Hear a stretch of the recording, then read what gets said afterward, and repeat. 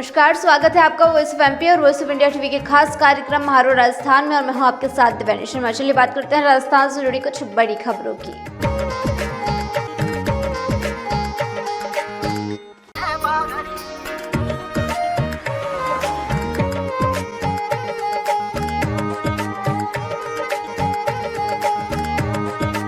अजमेर में घर के बाहर खड़े स्कूटी में अज्ञात बदमाशों ने लगाई आग। अजमेर के दातानगर में परसों देर रात अज्ञात बदमाशों ने घर के बाहर खड़े स्कूटी में आग लगा दी।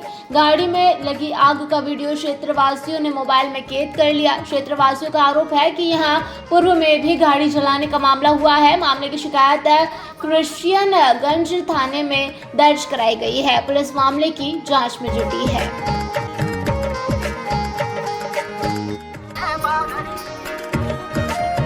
अजमेर में पुजारी पर चाकू से ताबड़तोड़ हमला। अजमेर में राजस्थान के अजमेर जिले में स्थित तीर्थ नगरी पुष्कर में देर रात लीला सेवड़ी स्थित हनुमान मंदिर में पुजारी पर 3 से 4 अज्ञात बदमाशों ने मंदिर के पुजारी पर चाकू से हमला कर दिया। हमला करने के बाद पुजारी से लूट की वारदात को अंजाम दिया गया। घायल अवस्था में पुजारी को अजमेर के JLN अस्पताल रेफर किया गया है, जहाँ इलाज जारी है। जानकारी देते हुए मंदिर पुजारी ओम प्रकाश द्वारा बताया गया है कि रात 12 बजे पहले में सो गया था। लगभग 10 से 15 मिनट बाद ही 3 से 4 अज्ञात युवकों ने चाकू से ताबड़तोड़ हमला कर दिया। पुजारी द्वारा बताया गया है कि मैंने उन्हें पकड़ने का प्रयास किया, लेकिन वह छुड़ाकर भाग गए और गले में पहनी 3 सोने की चेन जो लगभग 28 तोले की थी, झपट्टा मारकर रफू चक्कर हो गए।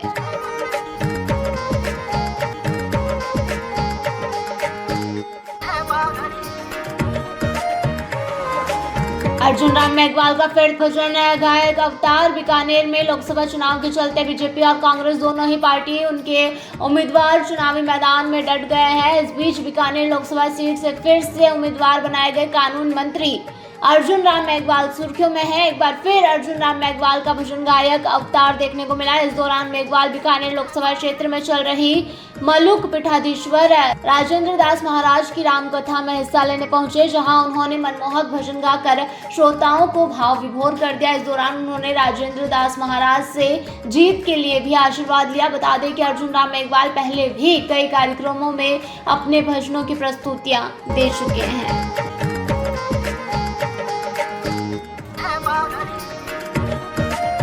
आज शाम तक बीजेपी जारी कर सकती है प्रत्याशियों की सूची। राजस्थान में लोकसभा चुनाव को लेकर आज शाम तक बीजेपी अपने प्रत्याशियों की एक और लिस्ट जारी कर सकती है। सीएम भजनलाल ने शीर्ष नेतृत्व को पैनल सौंप दिया है। लिस्ट पर मंथन के बाद मंगलवार शाम या बुधवार दोपहर तक लिस्ट जारी होने की पूरी संभावना बनी हुई है। इस लिस्ट में महिला नेताओं के नाम भी शामिल हो सकते हैं।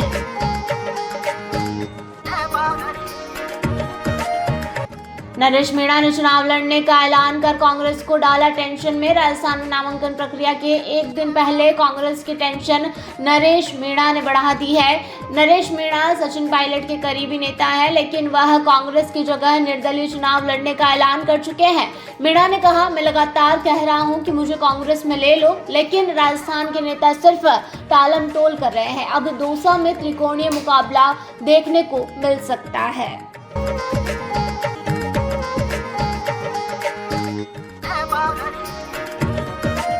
किरोड़ी लाल मीणा बोले, कांग्रेस के बड़े नेता डरे हुए हैं। लोकसभा चुनाव से पहले राजनीतिक पार्टियों में दल बदल को लेकर कैबिनेट मंत्री किरोड़ी लाल मीणा ने कहा कि भाजपा की विचारधारा से जो सहमत है उनके लिए हमेशा दरवाजे खुले हुए हैं और लोग आ भी रहे हैं। किरोड़ी मीणा ने कहा कि उन्होंने कांग्रेस कभी ज्वाइन नहीं की, हालांकि पार्टी से उन्हें निकाल दिया गया था और टिकट भी काट दिया गया था, लेकिन वे विचारधारा में बने रहे और पार्टी ने फिर से उन्हें जगह दी है। मंत्री किरोड़ी लाल मीणा ने कांग्रेस को डूबता जहाज बताते हुए कहा कि डूबते जहाज पर कौन टिकेगा। जब गांव में आग लग जाती है तो चूहे निकलकर भागते हैं, वैसे ही कांग्रेस पार्टी से लोग भाग रहे हैं। उन्होंने कहा कि कांग्रेस से भारत तो जुड़ा नहीं बल्कि कांग्रेस टूट रही है। कांग्रेस के बड़े नेताओं के चुनाव नहीं लड़ने के सवाल पर किरोड़ी लाल मीणा ने कहा कि कांग्रेस के बड़े नेता डरे हुए हैं और कितना ही बड़ा नेता चुनाव लड़े वह चुनाव हारेगा, क्योंकि 60 साल तक कांग्रेस ने देश को लूटा है।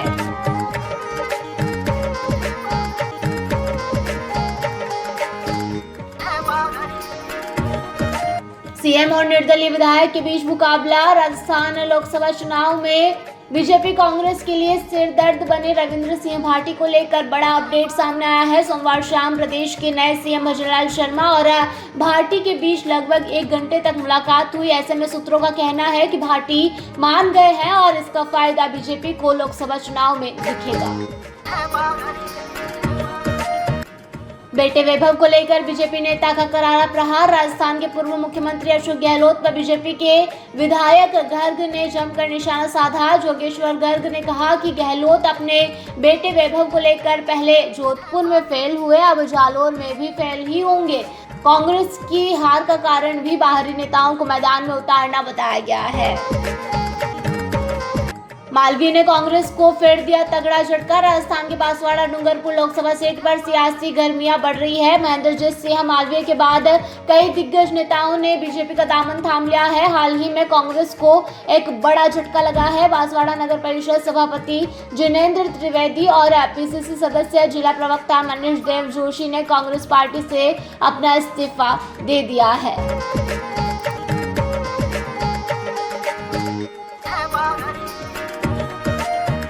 सीएम भजनलाल शर्मा ने बीजेपी नेताओं के साथ लोकसभा चुनाव को लेकर की चर्चा। राजस्थान के मुख्यमंत्री भजनलाल शर्मा ने दिल्ली में बीजेपी के वरिष्ठ नेताओं के साथ लोकसभा चुनाव से जुड़े मुद्दों पर चर्चा की।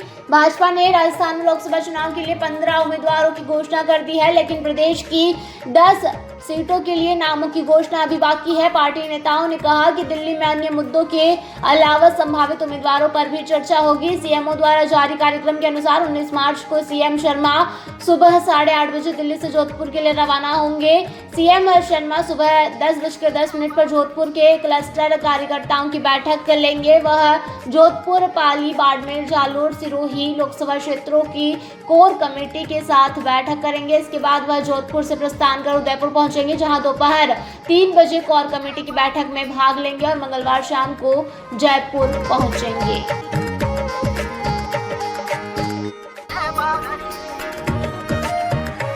पूर्व विधायक रामलाल मेघवाल सहित अनेक नेता भाजपा में शामिल। पूर्व विधायक रामलाल मेघवाल सहित अनेक नेताओं ने सोमवार को भाजपा की सदस्यता ग्रहण की। प्रदेश भाजपा मुख्यालय में पूर्व प्रदेश अध्यक्ष अरुण चतुर्वेदी, मुख्य सचेतक जोगेश्वर गर्ग ने नेताओं को भाजपा का दुपट्टा पहनाकर पार्टी की सदस्यता ग्रहण कराई। पार्टी के बयान के अनुसार जालोर के पूर्व विधायक रामलाल मेघवाल देवली उनियारा से विधानसभा चुनाव लड़ चुके हैं। डॉक्टर विक्रम सिंह गुर्जर सहित कई नेताओं ने भाजपा की सदस्यता ली।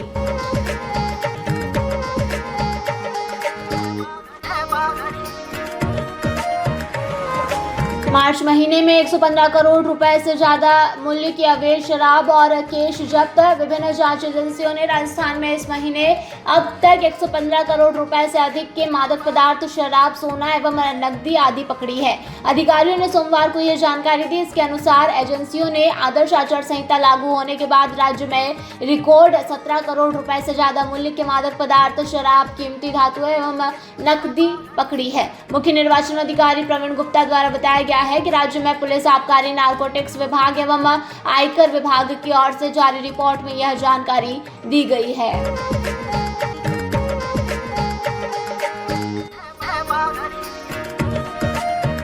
ईडी के सामने हाजिर नहीं हुए राजस्थान के पूर्व मंत्री महेश जोशी। राजस्थान के पूर्व मंत्री महेश जोशी सोमवार को यहां प्रवर्तन निदेशालय ईडी के कार्यालय नहीं गए। ईडी ने जल जीवन मिशन में कथित घोटाले के सिलसिले में उन्हें लगातार सोमवार को तलब किया था। पूर्ववर्ती कांग्रेस सरकार में पीएचईडी मंत्री रहे जोशी ने कहा कि उन्होंने ईडी द्वारा मांगे गए सभी दस्तावेजों के साथ जांच एजेंसी के समक्ष उपस्थित होने के लिए 15 दिन का समय मांगा है। कांग्रेस नेता को शनिवार को नोटिस दिया गया था, जिसमें उन्हें सोमवार को सुबह 10:30 बजे ईडी कार्यालय में पेश होने का निर्देश दिया गया था। हालांकि जोशी नहीं गए।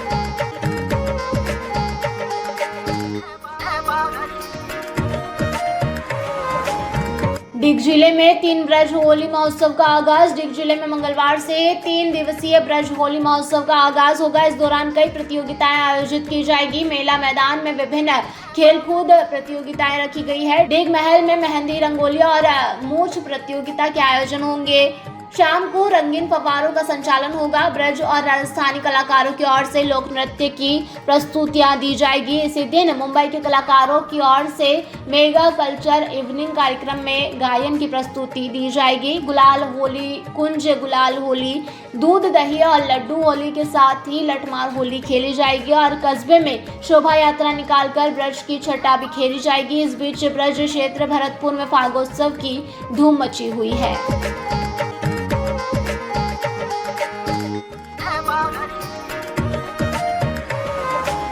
शाहपुरा में फूलडोल महोत्सव की शुरुआत 20 से शाहपुरा जिला मुख्यालय पर फूलडोल महोत्सव 20 मार्च से शुरू होगा। पहले दिन एकादशी पर थाल की शोभा यात्रा निकलेगी। मुख्य रूप से 5 दिवसीय महोत्सव 25 से 30 मार्च तक आयोजित होगा। महोत्सव को लेकर तैयारियों को अंतिम रूप दिया जा रहा है।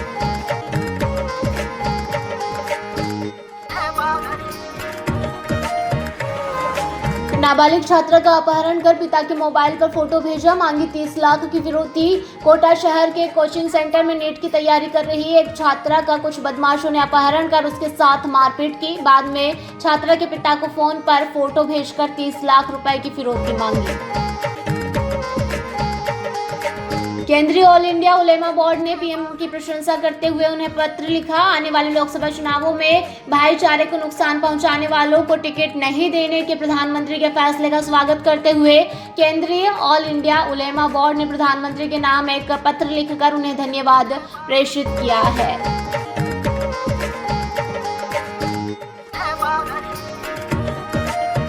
हॉट सीट नागौर में 2 महिलाओं के बीच होगा मुकाबला। आरएलपी से हनुमान अपनी पत्नी को कर सकते हैं आगे। प्रदेश के हॉट सीट माने जाने वाली नागौर सीट पर 2 महिलाओं के बीच मुकाबला होने की संभावना बनती नजर आ रही है। खबर है कि रालोपा सुप्रीमो हनुमान बेनीवाल इस सीट से अपनी पत्नी को मैदान में उतार सकते हैं।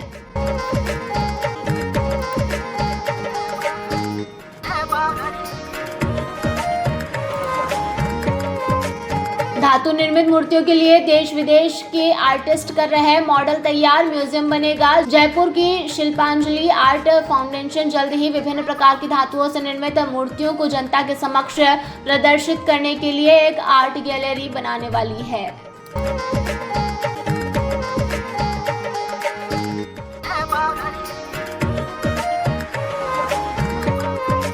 एस्कॉर्ट सर्विस के नाम पर बनाई फर्जी वेबसाइट, ग्राहकों को चंगुल में फंसाकर लाखों बटोरे। उदयपुर में ऑनलाइन एस्कॉर्ट सर्विस देने का जासा देकर ठगी करने के आरोप में पुलिस ने 4 आरोपियों को गिरफ्तार किया है। पुलिस इन ठगों से सख्ती से पूछताछ कर रही है।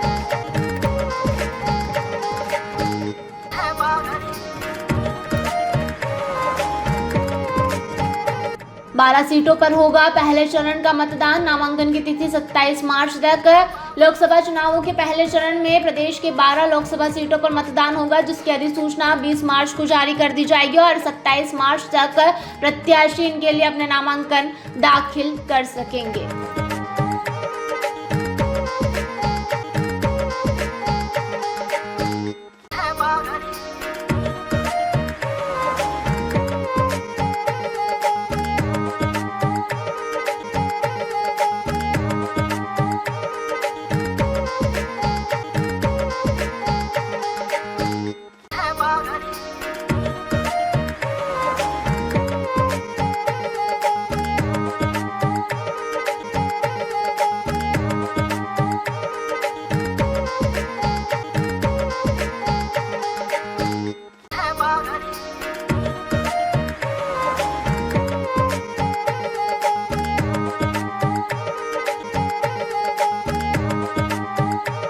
ये थी राजस्थान से जुड़ी कुछ बड़ी खबरें जो हमने आपको बताई। ऐसी तमाम जानकारी अपडेट्स के लिए बने रहिए वॉइस ऑफ एमपी और वॉइस ऑफ इंडिया टीवी के साथ।